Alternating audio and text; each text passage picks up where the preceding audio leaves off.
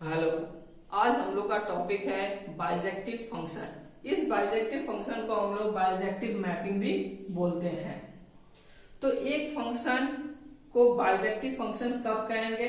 जब ये function one one function के साथ साथ ऑनटू भी हो तो उस फंक्शन को हम लोग क्या बोलेंगे? बाइजेक्टिव फंक्शन या bijective mapping.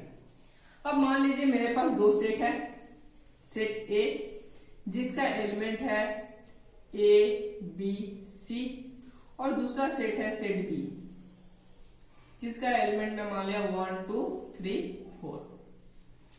Set B function कैसे डिफाइन किया गया है? सेट ए से सेट बी में फंक्शन को डिफाइन किया गया है। तो ये फंक्शन बाइजेक्टिव कब कहलाएगा?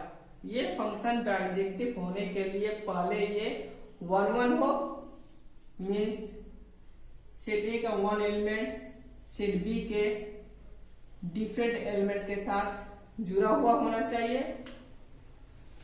वन वन फंक्शन कब होता है? जब सेट ए का प्रत्येक एलिमेंट सेट बी के अलग अलग एलिमेंट से जुड़ा हुआ हो तो उसे हम लोग क्या बोलते हैं? One one function.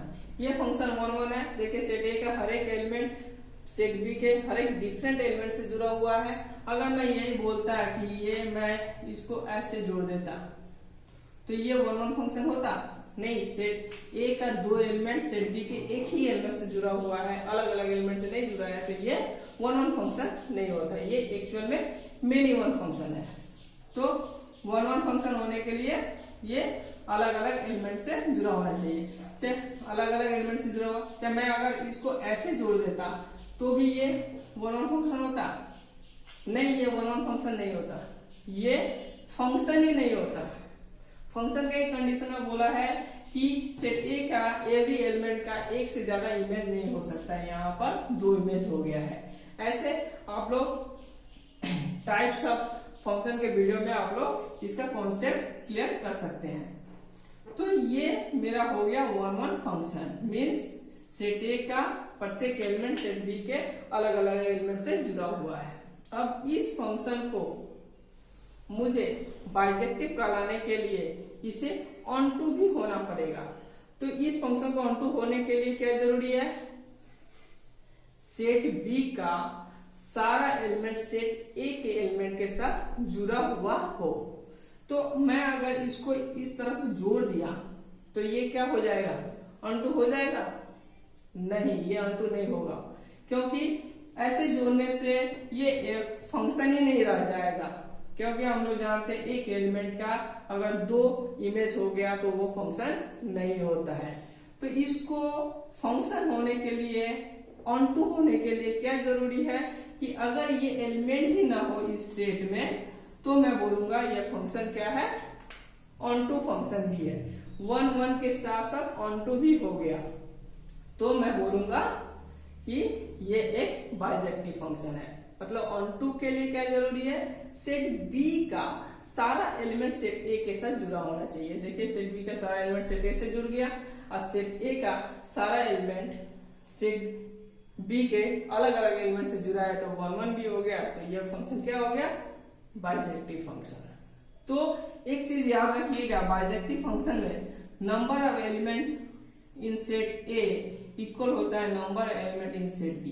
मैंने सेट ए में जितना एलिमेंट है सेट बी में भी सेम एलिमेंट अगर होगा तभी दो सेट के बीच में एक बाइजेक्टिव रिलेशन बनाया जा सकता है, चाहे बाइजेक्टिव फंक्शन बनाया जा सकता है या बाइजेक्टिव मैपिंग बनाया जा सकता है।